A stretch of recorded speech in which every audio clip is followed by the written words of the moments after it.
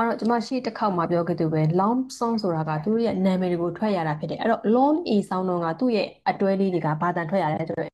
letter A ရဲ့ name ဖြစ်တဲ့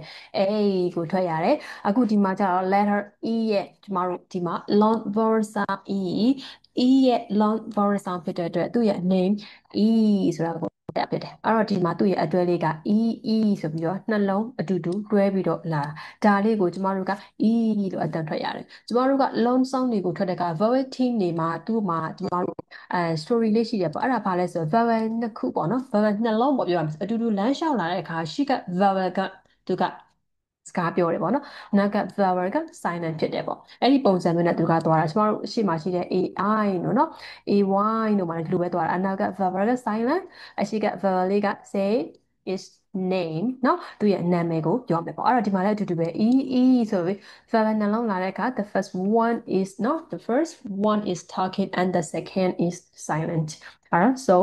e isa e e e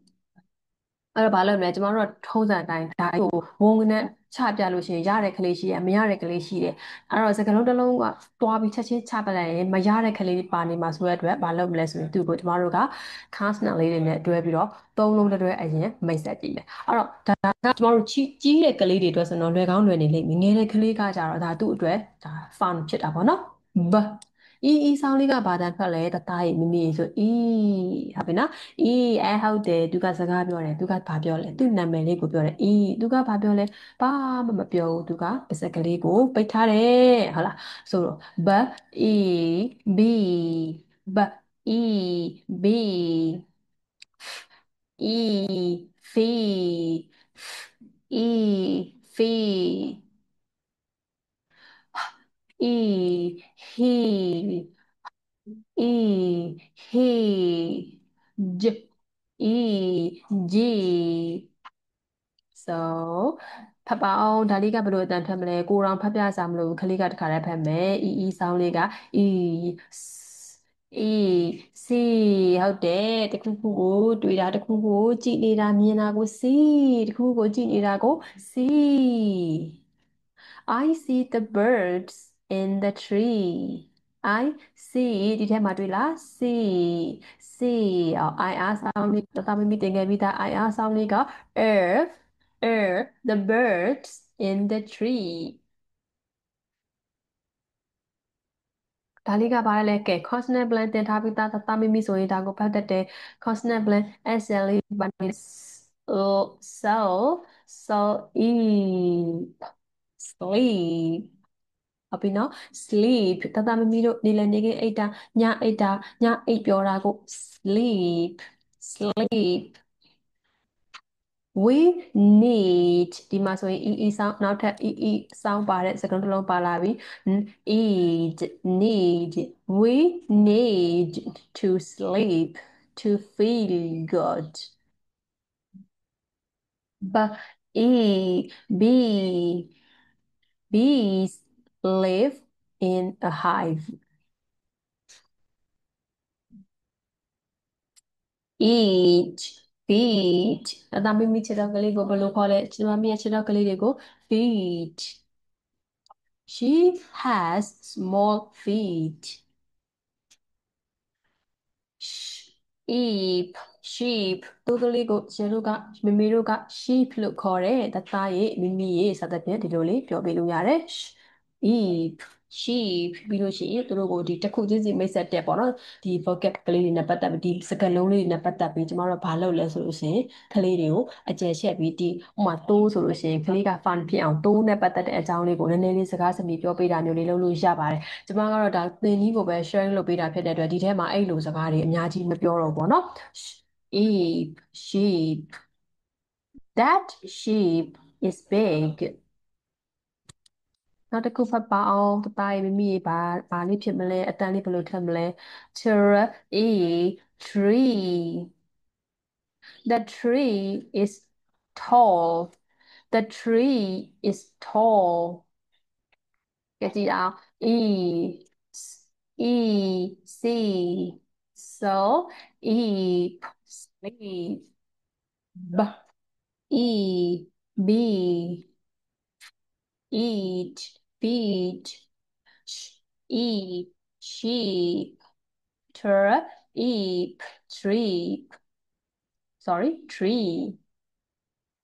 ကျမတို့ဆောင်းက e sound က e လို့ထားတယ်လို့ပဲနောက်ထပ်ဒီမှာ two vowel come together the first one is talking and the second is silent e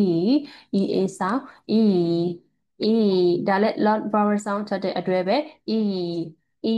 ကျမတို့က long vowel sound တွေကိုသင်တဲ့အချိန်မှာကလေးတွေအနေနဲ့ချုပ်ထွေးမှုတွေအများကြီးဖြစ်တတ်ပါတယ်အဲ့ဒါကဘာလဲဆိုတော့အတန်တူပြီးစာလုံးပေါင်းမတူတာစာလုံးပေါင်းတူပြီးအတန်မတူတာစသဖြင့်ဒီလိုမျိုးကိစ္စတွေဒီလိုမျိုးတွေအများကြီးကျမတို့ကြုံရမှာဖြစ်ပါတယ်အဲ့တော့ကလေးကိုကျမတို့အုပ်စုလိုက်ကြီးအတွဲတွေဝုန်းကနေအကုန်ချပြပြီးဒါကလည်းဒီအတန်ဒါကလည်းဒီအတန်လို့သွားတာချက်ကိုပေါ့နော်ကျမတို့ငယ်တဲ့ကလေးလည်းလိုက်နိုင်အောင်လို့ဖြည်းဖြည်းချင်းသွားတာလေးကတော့ပိုအဆင်ပြေမယ်ကျမတို့ထင်ပါတယ်ဆို EA ဆောင်းလေးက E B E B ခဏကလည်းပုံစံမျိုးပါပဲ D E D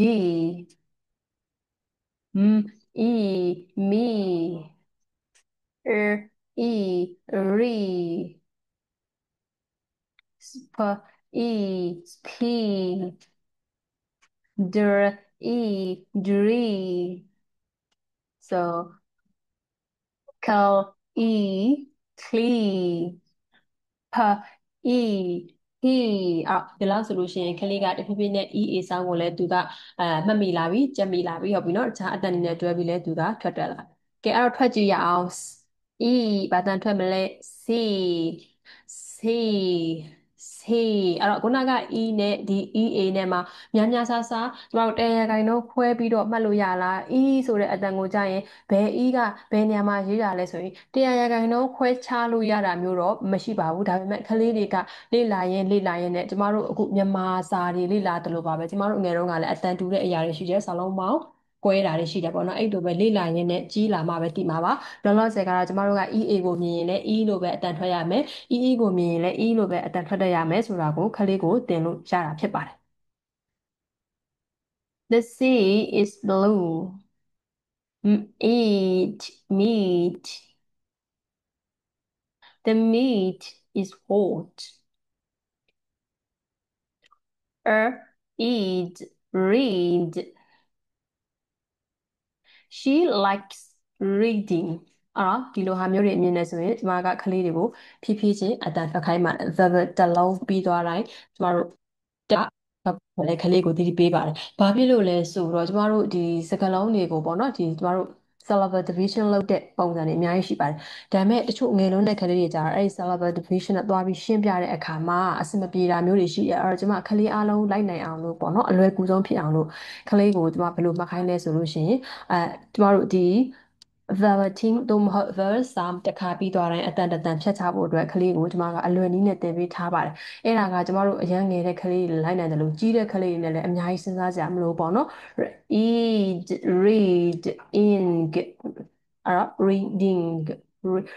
eat ink reading ဒီလိုလဲဖတ်လို့ရပါတယ်ကလေးတွေအနေနဲ့ she likes reading speak he will speak now dream it was a good dream clean let's clean the table ဒီလိုစကားလုံးတွေကိုဖတ်ဖို့အတွက်ကျမတို့က consonant le ဆိုတဲ့ rule ကိုကလေးကိုတသက်သင်ပေးရမှာဖြစ်ပါတယ်အဲ့ဒီ rule ကိုလည်းကျမအနေနဲ့ဒီထဲမှာတသက် sharing နောက်မှာလောက်ထားပေးပါမယ် C eat meat eat read speak dream clean ကျမတို့က e ဆောင်း e ဆောင်းလေးက e ဆောင်းလေးကလည်း ကဲကလေးတွေကိုနောက်ပိုင်းမှာဒီလိုမျိုးလေ့ကျင့်ခန်းလုပ်ခိုင်းလို့ရပါတယ် ပေးထားတဲ့စာလုံးတွေကိုသူတို့ဖတ်မယ်ဖတ်ပြီးရင်ကျမတို့က column နှစ်ခုခွဲလိုက်မယ်ပေါ့နော်အဲ့တော့ EA ဆိုတဲ့ကျမတို့ E ဆိုတဲ့အတန်ပါတဲ့ EA ရဲ့ E အတန်ပါတဲ့စကားလုံးတွေဒီအောက်မှာရေး EE ရဲ့ E အတန်ပါတဲ့စကားလုံးတွေကသူ့ရဲ့ EE ရဲ့ column အောက်မှာရေးဆိုပြီးတော့ကလေးကိုလေ့ကျင့်ခန်းလုပ်ခိုင်းလို့ရပါတယ်ဒီကြားထဲမှာခုနကကျမတင်သလိုမျိုးဖတ်ပြသွားတာလည်းမဟုတ်ဘဲနဲ့သူ့ကိုဘယ်အယုတ်ကလေးကဘာပုံစံလေးဘယ်အယုတ်ကလေးကဘယ်အတန်ထွယ်လေးလို့ပြောပြီးစာလုံးပေါင်းရွေးခိုင်းတဲ့လေ့ကျင့်ခန်းတွေလည်းလုပ်ရမှာဖြစ်ပါတယ်နော်အဲ့တော့ကလေးတွေကိုရေးခိုင်းပြီးတော့ဒီလိုမျိုးလေးအဖြေတွေကထွက်လာပါတယ်အဲ့တော့ဒီနေ့အတွက်ကတော့ကျမတို့ long e sound ကို sharing လုပ်ပေးခဲ့တာဖြစ်ပါတယ်အဲ့တော့ long a sound long e sound အနောက်မှာတခြားပုံစံတွေကိုတစ်ချက်ထပ်ပြီးတော့ sharing လုပ်ပေးပါအောင်မယ်ဒီနေ့တော့ဒီလောက်ပါပဲရှင်